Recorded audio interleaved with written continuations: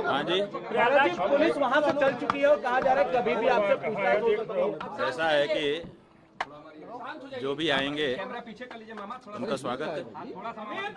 अगर कोई जांच की जा रही है तो उसमें हम लोग सहयोग करेंगे,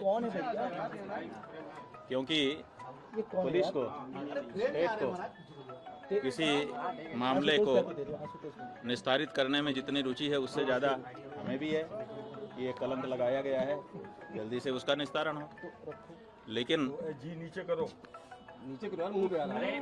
जी नीचे कर लीजिए, मुंह पे अरे यार ठीक है, और बताइए आप लोग वकीलों को भी अपने अधिवक्ताओं को लीगल हमने किन्हीं अधिवक्ताओं को नहीं बुलाया है। अधिवक्ता न्यायालय में काम करेंगे, यहाँ क्या जरूरत है। लेकिन कुछ अधिवक्ता जरूर यहाँ पर आए हुए हैं, वो अपने श्रद्धा से, अपनी भावना से खड़े हुए हैं। गुरुजी, किस जितना जल्दबाजी इस पूरे केस में देखा जा रहा है, पुलिस वहां से आकर पूछताछ के लिए एक पूरा माहौल बनाने की कोशिश हो रही है, आप कैसे देखते हैं इसको? रामचरितमानस में लंका कांड है, वहाँ पर विभीषण ने रावण को समझाते हुए कहा है, उघरे अंत न होई निबाहु, काल नेमि जिमि रावण राहु। मतलब जो भी छद्म वेशधारी होगा, ढोंगी होगा, पाखंडी होगा, उसके ढोंग का, पाखंड का एक न एक दिन अंत होगा। न होई निबाहु, निबाह नहीं हो सकेगा। और 3 उदाहरण दिए, रावण, कालनेमी और राहु। रावण जो है वो सन्यासी का वेश धारण करके आया था, सीता जी को हर करके ले गया, लेकिन उसका पर्दाफाश हो गया कि यह असली सन्यासी नहीं है।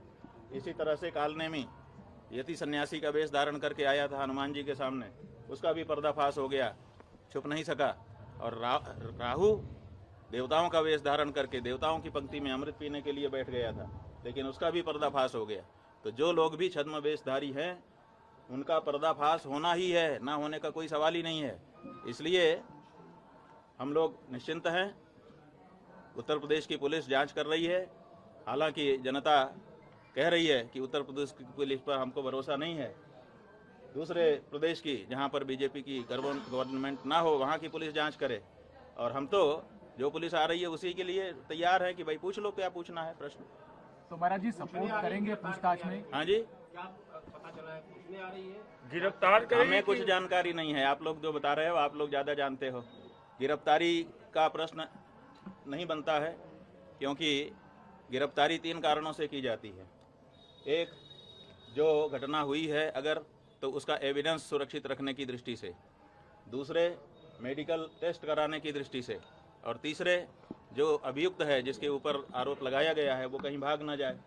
तो आप देखिए इतने दिन बिता दिए गए हैं या जो शिकायत करता है उनकी ओर से कि अब एविडेंस तो सुरक्षित रहने की कोई बात ही नहीं है, और झूठे मुकदमा भी झूठा है तो एविडेंस का तो सवाल नहीं है। दूसरे है कि मेडिकल टेस्ट, अब इतने दिन के बाद मेडिकल टेस्ट का भी तात्पर्य समाप्त हो चुका है, और हम कहीं भागे नहीं जा रहे हैं, हम तो यहाँ सामने आपके उपस्थित हैं, हर तरह का सहयोग करने के लिए तैयार हैं।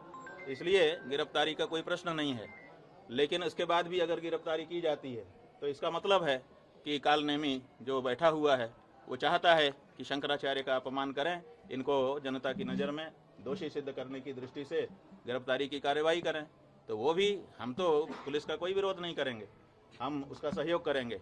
वो जो करेंगे जनता तो सब देख रही है। देखिए 3 कोर्ट है हमारे लिए, एक निचली कोर्ट है, एक मिडिल कोर्ट है और एक हाई कोर्ट, सुप्रीम कोर्ट है।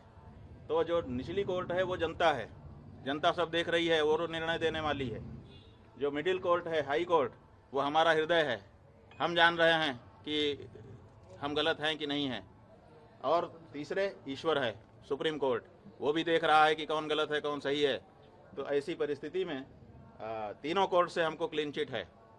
हमारा अंतःकरण हमारे साथ है, स्पष्ट कह रहा है कि तुम निर्दोष हो। ईश्वर की तरफ से भी हमको वही सूचना है और जनता की ओर से भी। तो जो झूठ है वो अंत में निकल ही जाता है, पता चल ही जाता है कि ये सब बनावटी था। उगरे अंत न होई निबाहु हमने बता दिया। तो जो कहानी गढ़ी गई है वो आज नहीं तो कल, कल नहीं तो परसों झूठी सिद्ध हो जाएगी। महाराज जी आपने कहा कि आपको यूपी पुलिस के जांच पर भरोसा नहीं है, किस एजेंसी के जांच पर आपको भरोसा है? बात यह है, प्रयागराज में लगातार धरने पे बैठे रहे, ये घटना कब हो गई? जो बता रहे हैं कि दो बच्चों के साथ इस तरह की घटना हो। बात यह है कि हम तो आप लोगों के कैमरों की जद में थे। जो प्रयागराज का स्थान है उस प्रयागराज में चप्पे चप्पे पर सीसीटीवी लगा है। आप लोग निकलवाइए मेला अधिकारी के यहाँ से कि कितने रुपए का सीसीटीवी खरीदा गया है और वो कितनी जगह पर लगाया गया है और उसकी फुटेज कहाँ है। तो उन्होंने तो चप्पे चप्पे पर लगा रखा था कि कुछ भी घटना होगी हम उसको वार रूम से देख लेंगे। तो उनके यहाँ तो सब रिकॉर्ड होगा ना। हमारी बस तो हमारे शिविर के अंदर नहीं खड़ी थी, क्योंकि पुलिस ने जो हमारे साथ ज्यादती की उसके बाद से हम शिविर के अंदर प्रविष्ट ही नहीं हुए, बाहर ही खड़े रहे। तो सड़क पर ही हमारी बस भी थी और हम भी थे। तो ऐसी परिस्थिति में वो सब सीसीटीवी की कैद में है। दूसरे दिन रात आप लोगों का कैमरा हमारे ऊपर लगा हुआ था और उसमें कहना कि हम ये सब कर रहे थे, कितनी नीचता की बात है। और ये भ्रम फैलाया जा रहा है कि गुरुकुल में ये सब हो रहा है। हमारे गुरुकुल में जब वो लड़के कभी प्रविष्ट ही नहीं हुए, पढ़े ही नहीं, उनका हमारा कोई लेना देना ही नहीं है। वो हरदोई के विद्यालय के छात्र हैं, जैसा कि उनकी मार्कशीट जो मुकदमे में लगाई गई है उससे पता चला है। तो जब वो यहाँ पढ़ते नहीं हैं, लिखते नहीं हैं, आए नहीं है, गए नहीं है, यहाँ से कोई उनका लेना देना नहीं है, तो उनके साथ कैसे कोई कुछ कर सकता है। और तीसरी बात यह है कि ये कह करके भ्रम फैलाया जा रहा है कि सीडी है, सीडी है।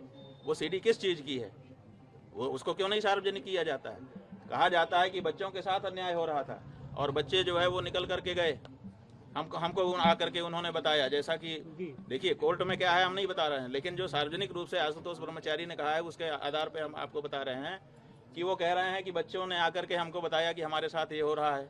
और फिर सीडी भी लेके आए बच्चे। इसका मतलब बच्चे सीडी बना रहे थे। कौन बना रहा था सीडी? बच्चे बना रहे थे या कोई दूसरा ही बना रहा था? तो ये सब ऐसे सवाल हैं जिनका जवाब आने वाले दिनों में पूछा जाएगा और उनको जवाब देना पड़ेगा। महाराज जी किस एजेंसी पर आपको भरोसा है? ये बात ये है बंधु, इसको समझिए और आपके माध्यम से जनता भी समझे कि सनातन धर्म को नष्ट करने के लिए कुछ लोग चोला पहन करके आ गए हैं। अपने आप को हिंदू हिंदू कह रहे हैं। उनका काम हिंदुओं का नहीं है, वो हिंदुओं के विरोध में काम कर रहे हैं, लेकिन अपने आप को हिंदू सिद्ध करके कर रहे हैं। जब विधर्मी चोट नहीं पहुंचा सके तो हिंदू चोला पहन करके हिंदू धर्म को नष्ट करने के लिए कुछ लोग आगे आए हैं और वो इस समय कारगर रूप से अपना काम कर रहे हैं। एक शंकराचार्य नाम की संस्था है, 4 शंकराचार्य जो देश में हैं, वही सत्य सनातन धर्म की बात इस समय कह रहे हैं। अब इनके मन में है कि अब हमने सबको अपने वश में कर लिया, अब शंकराचार्यों पर बस में कर लें। अब शंकराचार्य बस में आएंगे नहीं, क्योंकि वो तो सत्य सनातन धर्म की बात करेंगे। तो अब उनके ऊपर प्रहार करो, तरह तरह की बात करो, ताकि उनकी मर्यादा खत्म हो और मर्यादा समाप्त होने के बाद फिर जनता से वो हट जाएं और उसके बाद हम एकाधिकार करके जो हम कहें वही धर्म हो। हम जिसको कह दें कि ये धर्म है वो धर्म हो जाए और जिसको हम कह दें कि ये अधर्म है वो अधर्म हो जाए। तो ये जो प्रक्रिया चल रही है उसी के अंतर्गत जैसे हम गौ हत्या बंदी की मांग उठा रहे हैं।